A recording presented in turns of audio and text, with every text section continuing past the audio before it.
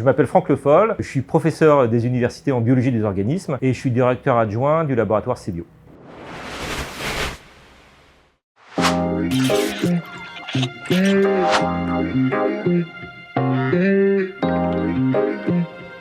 Moi, je suis attiré par la physiologie. J'ai toujours été attiré par la physiologie. C'est une branche de la biologie qui s'intéresse au fonctionnement des êtres vivants. Associé à la physiologie, il y a la notion de mécanistique. Et moi, je suis assez porté sur la mécanistique, c'est-à-dire les mécanismes, un petit peu comme ça fonctionnerait dans une voiture. En fait, il y a différents organes mécaniques qui permettent à un organisme de fonctionner. Et donc, c'est ce qui a alimenté mon parcours en fait à l'université. J'ai passé ma thèse à Rouen en neurosciences, donc sur le système nerveux. Et l'idée, c'était de savoir comment fonctionnaient les neurones. Et puis, j'ai continué en physiologie.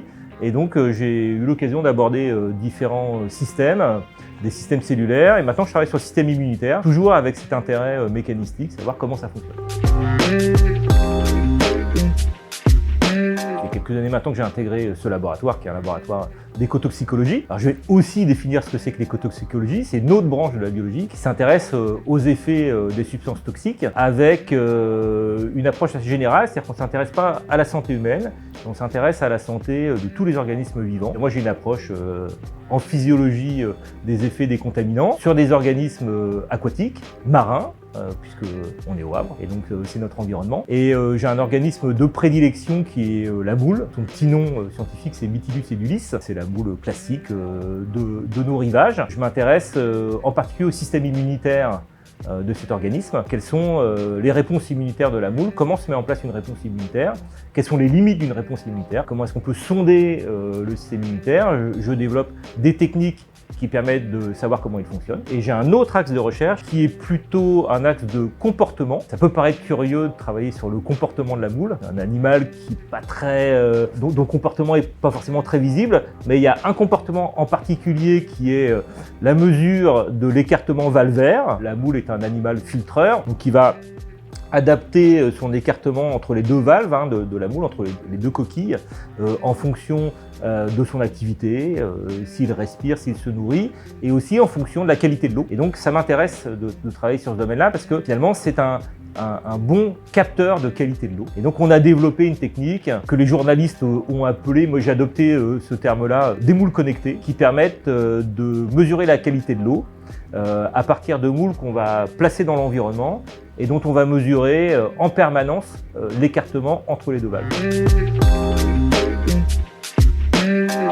En fait, c'est un réseau international EcoBeam qui existe depuis au moins 15 ans. Ce réseau réunit les chercheurs du monde de l'écotoxicologie aquatique. Ce réseau a l'habitude de faire une journée annuelle, un colloque annuel, qui tourne sur les différents continents francophones. La particularité de ce colloque international, c'est qu'il est francophone. Et donc on tient ces journées au Havre cette année. Et donc on a l'habitude de retrouver la communauté des chercheurs, on se connaît bien dans ce colloque, pour échanger sur les thèmes de l'écotoxicologie des organismes aquatiques avec des tas d'organismes différents. Moi, je vous parlais de la moule qui m'intéresse, mais les collègues travaillent sur beaucoup d'autres organismes. Ça va du plancton aux poissons, en fait, en réalité. Que ce soit des organismes d'eau de mer ou d'eau douce, avec des tas d'approches qui vont porter sur les effets, par exemple, génotoxiques, ou les effets sur la perturbation endocrine, ou les effets sur le système immunitaire, comme je le fais moi. Donc c'est un grand moment de rencontre et un rendez-vous annuel. En tout cas, il y a un enjeu qui nous est cher, nous, au laboratoire CBio. On défend une approche de l'écotoxicologie par les effets, c'est-à-dire qu'on s'intéresse aux effets des contaminants et pas tellement à la présence des contaminants. Il y a deux grandes branches à l'écotoxicologie. Il y a une branche un peu chimie, où on va regarder un petit peu à quel point l'eau est contaminée, comment les contaminants vont se bioaccumuler dans les organismes. Et puis il y a une branche effet où, indépendamment en fait de la présence des contaminants, on va essayer de comprendre comment les contaminants forment un stress pour l'animal. C'est-à-dire en général, on est en présence d'un cocktail de contaminants, on n'est pas sur une contamination isolée. Et donc dans le mélange, en fait, qu'est-ce qui se passe sur l'organisme avec en fait une recherche qui nous permet d'estimer finalement la santé de nos organismes à partir de l'approche par les effets, de savoir quelle est la qualité de la masse d'eau. Il y a beaucoup de travail, c'est beaucoup de contraintes en fait. C'est des contraintes qu'on accepte. On a des approches terrain, donc on doit faire avec la météo, avec les marées, etc.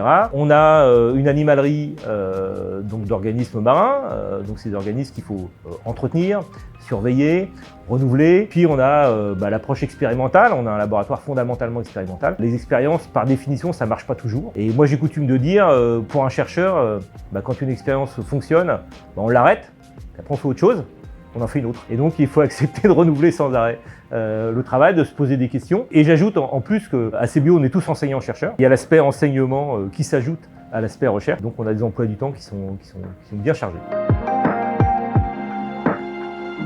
Je vous ai parlé de la physiologie, il y a autre chose qui me motive au quotidien, c'est l'instrumentation. Moi, ce que j'aime, c'est développer une approche instrumentale qui réponde à des questions. Pour ça, il faut réunir 3 éléments. Il faut avoir une bonne préparation biologique. Quand on veut démontrer quelque chose, la préparation en tant que telle est importante. Après, il faut avoir un instrument adapté, que l'on comprend bien. Et ensuite, le 3e élément, c'est qu'il faut faire des allers-retours entre la mesure et la théorie. Moi, ce que j'aime en particulier, c'est ce contact entre la mesure instrumentale et la théorie biologique.